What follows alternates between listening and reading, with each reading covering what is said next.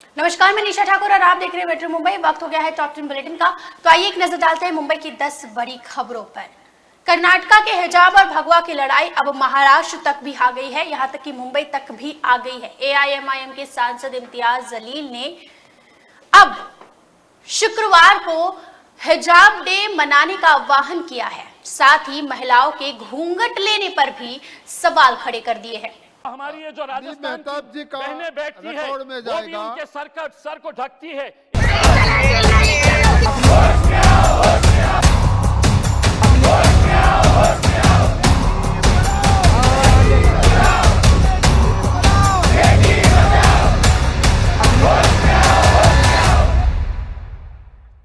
हिजाब भगवा विवाद का असर महाराष्ट्र के मालेगांव, बीड और औरंगाबाद जैसे इलाकों में दिखाई दे रहा है। कर्नाटका के उडुपी से शुरू हुए इस विवाद पर अब महाराष्ट्र के इन इलाकों से प्रतिक्रिया सामने आने लगी है। कर्नाटका के एक मौलाना ने नासिक जिले के मालेगांव में शुक्रवार को हिजाब दिवस मनाने का ऐलान कर दिया है। औरंगाबाद के एआईएमआईएम सांसद इम्तियाज जलील ने ड्रेस कोड के नाम पर हिजाब बैन करने का समर्थन करने वालों से सवाल किया है कि राजस्थान से बीजेपी की महिला सांसद को जब सर पर पल्लू ओढ़ने के लिए कुछ नहीं कहा जा सकता तो मुस्लिम छात्राओं के हिजाब पर सवाल क्यों। एनसीपी नेता और महाराष्ट्र सरकार में मंत्री नवाब मलिक ने भी इस मामले में अपनी प्रतिक्रिया दी है। नवाब मलिक ने कहा कि अपनी पसंद का खाना और अपने पसंद का पहनना ये हर भारतीय का मौलिक अधिकार है। बीजेपी और संघ परिवार लोगों के खाने और पहनने पर नियंत्रण लाकर मौलिक अधिकारों का उल्लंघन कर रही है। मेरा सवाल है कि क्या मुस्लिम लड़कियां पढ़ने जा रही है, इससे उन्हें परेशानी है? फिर बेटी पढ़ाओ और बेटी बचाओ के आपके नारे का क्या? कोई दुपट्टे डालकर अपना सर ढके, यही भारतीय संस्कृति भी है। हिजाब पहनना मतलब मुंह या पहचान छुपाना नहीं होता। हिजाब और बुर्के में अंतर है। हिजाब में सर ढका जाता है, बुर्के में मुंह भी ढका जाता है। केरल हाईकोर्ट ने अपना फैसला दिया है कि लड़कियां हिजाब पहन सकती है। अब कर्नाटक हाईकोर्ट में मामला गया है, फैसले का इंतजार है। मंगलवार को जमीयत उलेमा ए हिंद के प्रमुख मौलानाओं की बैठक विधायक मौलाना मुफ्ती इस्माइल के नेतृत्व में हुई। इस मीटिंग में यह फैसला किया गया कि गुरुवार को महिला मिलन का एक कार्यक्रम रखा जाएगा। वहां हिजाब का समर्थन करने के लिए हिजाब और बुर्काधारी महिलाओं को बुलाया जाएगा। इस मुद्दे पर एआईएमआईएम से औरंगाबाद के सांसद इम्तियाज जलील ने राष्ट्रपति द्वारा बाबा साहेब अम्बेडकर का उल्लेख करते हुए संसद में दिए एक भाषण का भी जिक्र किया है। साथ ही महाराष्ट्र के सोलापुर में भी आज विरोध प्रदर्शन देखा गया, रास्ता रोको आंदोलन किया गया। महाराष्ट्र कर्नाटका बॉर्डर पर भी पुरजोर इस फैसले का विरोध किया गया है। Bureau report, metro Mumbai. Mumbai से सटे नाला सुपारा में एक स्कूटी और डंपर की जो टक्कर हो जाती है, जिसमें एक युवती की मौत हो जाती है।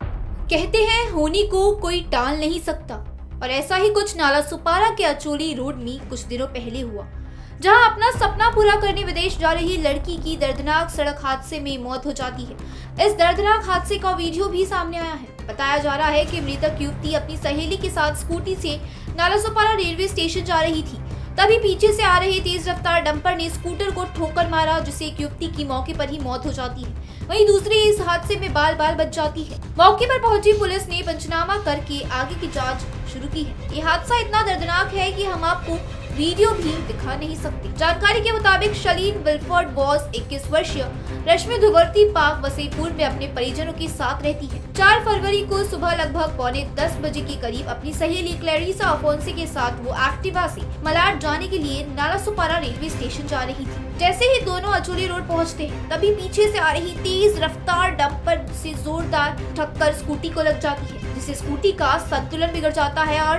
क्लैरिसा अफोंसे का सर डंपर के पिछले टायर में आ जाता है। इस घटना के बाद पूरे रास्ते में खून फैल जाता है। कह सकते हैं कि युवती का चेहरा बिल्कुल भी नहीं बचा। इस दुर्घटना में पीछे बैठी क्लैरिसा अफोंसे 21 वर्षीय की दर्दनाक मौत हो जाती है, लेकिन एक्टिवा चला रही उसकी सहेली बाल बाल बच जाती है। सूचना पर पहुंची पुलिस टीम ने घटनास्थल का पंचनामा कर शव को पोस्टमार्टम के लिए अस्पताल भेज दिया और डंपर चालक को गिरफ्तार भी कर दिया। जानकारी के मुताबिक दोनों सहेलियां नर्सिंग का कोर्स कर रही थी और अपने किसी काम से मलाड जा रही थी। मृतक युवती वसई में रहती थी और उसके माता पिता और भाई गोवा में रहते थे। दोनों सहेली अपने सपनों को पूरा करने के लिए कुछ ही महीनों में यूके जाने वाली थी। वहाँ से उनको नर्स की जॉब के लिए इंटरव्यू का कॉल भी आया था, लेकिन काल बनकर आए इस डंपर में युवती की दर्दनाक मौत हो जाती है। मेट्रो मुंबई के लिए राकेश सिंह के साथ तृप्ति सिंह की रिपोर्ट। महाराष्ट्र सरकार के सुपरमार्केट्स में वाइन बेचने के खिलाफ अब अन्ना हजारे भी आक्रामक हो गए हैं।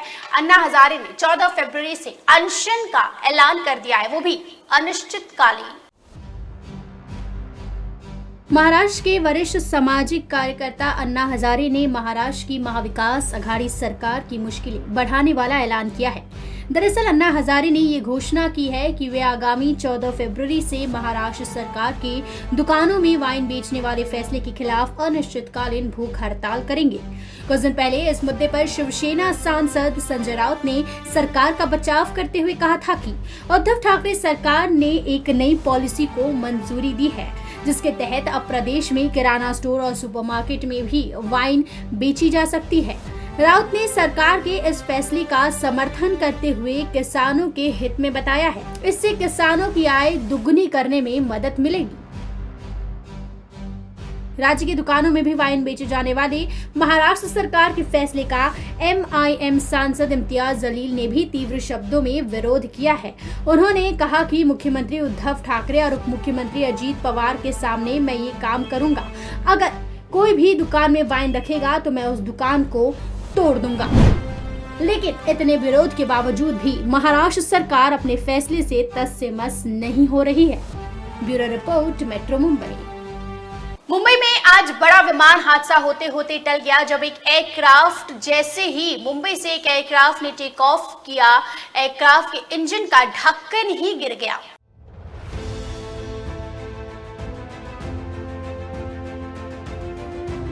बुधवार सुबह एक बड़ा विमान हादसा होते होते टल गया। जानकारी के मुताबिक अलायंस एयर का एक ATR एयरक्राफ्ट जैसे ही मुंबई से टेक ऑफ किया, उसके तुरंत बाद इंजन का ऊपरी कवर रनवे पर गिर गया। लेकिन जब कुछ देर के सफर के बाद इसकी सूचना मिली तो आनन फानन में ओडिशा के भुज में सुरक्षित लैंड कराया गया।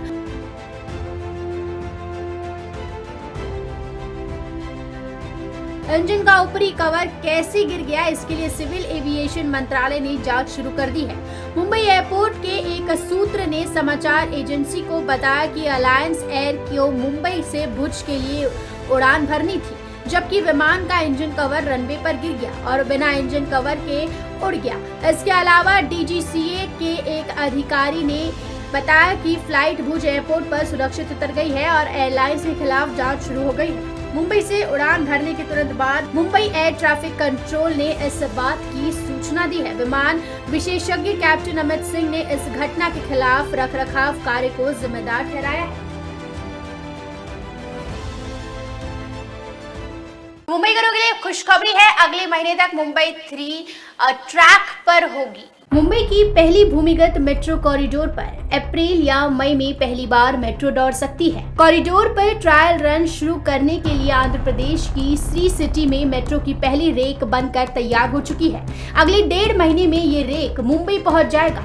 Mumbai metro rail corporation limited के एक अधिकारी के मुताबिक रेक के मुंबई पहुंचने के बाद ट्रायल रन आरंभ करने की प्रक्रिया शुरू कर दी जाएगी। कोलाबा बांद्रा स्पीस के बीच 33.3 किलोमीटर लंबे मेट्रो 3 कॉरिडोर का निर्माण किया जा रहा है। कॉरिडोर के लिए आंध्र प्रदेश की श्री सिटी में मेक इन इंडिया के तहत 8 डिब्बों की रेक तैयार की जा रही है। MMRCL अत्याधुनिक सुविधा के साथ यात्रियों को उनके गंतव्य तक पहुंचाने के लिए 31 ट्रेन का निर्माण करवा रही है। ये ट्रेन ड्राइवरलेस होंगी। इसके अलावा कोच फुल AC होंगी। साथ ही कोच के अंदर LCD screen, digital map indicator, अग्निशमन यंत्र, स्मोक डिटेक्टर, इमरजेंसी के लिए वॉइस कम्युनिकेटर और PM सिस्टम भी होगा। इसके अलावा शारीरिक रूप से दिव्यांग व्यक्तियों के लिए डेडिकेटेड व्हील चेयर एरिया में भी व्यवस्था ट्रेन में की जाएगी। केंद्र और राज्य सरकार के बीच जारी विवाद के चलते अब तक कॉरिडोर के कार शेड की जगह का चयन नहीं हो पाया है। कार शेड के न होने की वजह से प्रशासन को रेक की देखरेख में दिक्कत हो सकती है। सरकार ने कॉरिडोर के पूरे मार्ग के बजाय शुरुआती चरण में मेट्रो के कुछ स्टेशनों के बीच ट्रायल रन की योजना तैयार की है। मरोल, मरोशी ऋषि से मेट्रो के ट्रायल रन की शुरुआत होगी। MMRCL ने टनल तैयार करने के साथ ही मार्ग पर पटरी बिछाना शुरू कर दिया है। अब तक 14 किलोमीटर से अधिक के मार्ग पर ट्रैक बिछाया जा चुका है। 100 वर्ष से अधिक पुरानी इमारतों के नीचे से मेट्रो गुजरने वाली है। ट्रेन के चलने से होने वाले कंपन को कम करने के लिए विश्व का सबसे हाईटेक रेलवे ट्रैक का इस्तेमाल किया जाएगा। ट्रायल रन के दौरान रूट पर 10,000 किलोमीटर तक मेट्रो को दौड़ाया जाएगा। पूरी सुरक्षा मानकों की जांच के बाद ही यात्रियों के लिए कॉरिडोर को खोला जाएगा। मेट्रो 3 कॉरिडोर के बनने से दक्षिण मुंबई से उपनगर तक पहुंचना बेहद आसान हो जाएगा। बता दें कि मुंबई मेट्रो 7 और 2A कॉरिडोर पर पहले ही मेट्रो का ट्रायल रन हो चुका है। मार्च तक जांच की प्रक्रिया पूरी होने की उम्मीद है। Bureau report, metro Mumbai. Mumbra से फर्जी डॉक्टर का पर्दाफाश हुआ है, जहां ससुर के मरने पर कंपाउंडर दामाद लोगों का इलाज कर रहा था और लोगों को दवाएं दे रहा था।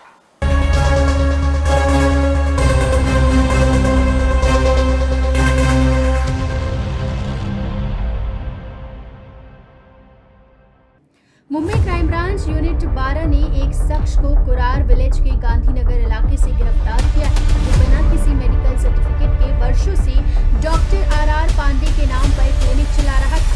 RR पांडे आरोपी के ससुर है, जिनकी 3 साल पहले मौत हो चुकी है। पुलिस ने उस फर्जी डॉक्टर को महाराष्ट्र मेडिकल प्रैक्टिशनर एक्ट 1961 और चीटिंग के तहत गिरफ्तार कर कुरार पुलिस के हवाले कर दिया है। पुलिस ने उक्त क्लिनिक को सील भी कर दिया है।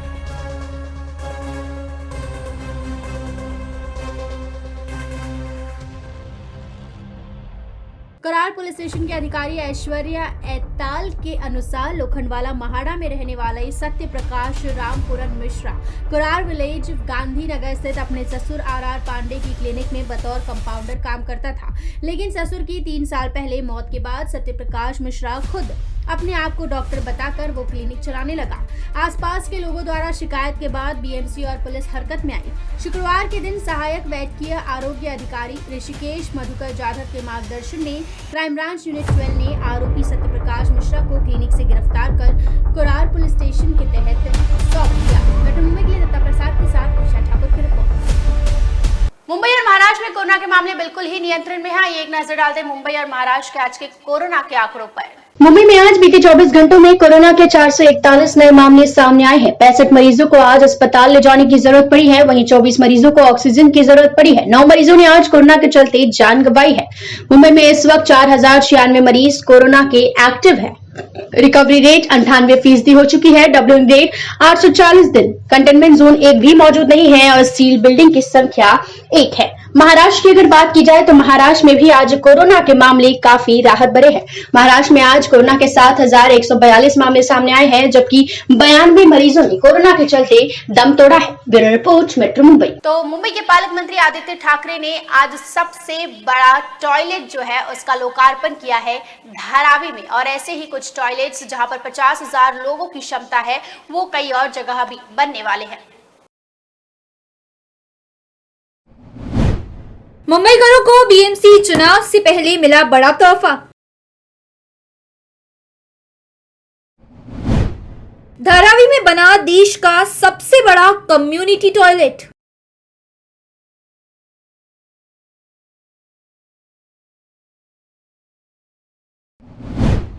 मुंबई के पालक मंत्री आदित्य ठाकरे के हाथों से किया गया लोकार्पण। महाराष्ट्र के पर्यावरण मंत्री आदित्य ठाकरे ने मुंबई के धारावी में भारत के सबसे बड़े कम्युनिटी टॉयलेट का उद्घाटन किया है। इस कम्युनिटी टॉयलेट से लगभग 50,000 नागरिक लाभान्वित होंगे। इस सामुदायिक शौचालय में नहाने की सुविधा, वॉशिंग मशीन की सुविधा, पीने के पानी की सुविधा होगी। इस बात की जानकारी आदित्य ठाकरे ने ट्वीट कर दी। आदित्य ठाकरे ने कहा, धारावी में आज सुविधा केंद्र का उद्घाटन किया गया है। इसमें 800 शौचालय हैं। ये देश का सबसे बड़ा सामुदायिक शौचालय है। हम नागरिकों को बेहतर सुविधाएं, स्वच्छ पानी उपलब्ध कराने के लिए प्रतिबद्ध हैं। साथ ही उन लोगों का भी धन्यवाद जिन्होंने हमारे देश के सबसे बड़े केंद्र को बनाने में मुंबई नगर निगम की मदद की। आदित्य ठाकरे ने कहा, निकट भविष्य में हम घाटकों पर धारावी, चेंबूर, बांद्रा, सेंटा क्रूज और गोवंटी में इसी तरह की सुविधाएं शुरू करेंगे। मुंबई नगर निगम ने धारावी में अब तक पिछले 2 साल में 800 शौचालय सीटों के साथ 19 कम्युनिटी टॉयलेट का निर्माण किया है। ये सुविधा केंद्र सतत विकास को प्राथमिकता देता है, जिसके कारण सालाना 6.5 मिलियन लीटर शुद्ध पानी की बचत भी होगी। इसके अलावा यहाँ सौर पैनलों के द्वारा बिजली उत्पादन किया जा रहा है। मेट्रो मुंबई के लिए तृप्ति सिंह के साथ राजेश सोनी की रिपोर्ट। तो ये थी मुंबई की 10 बड़ी खबरें और आप देख रहे थे टॉप 10 बुलेटिन। रोज रात 10 बजे मेरे साथ देखिए मुंबई की टॉप 10 बुलेटिन सिर्फ मेट्रो मुंबई पर। धन्यवाद।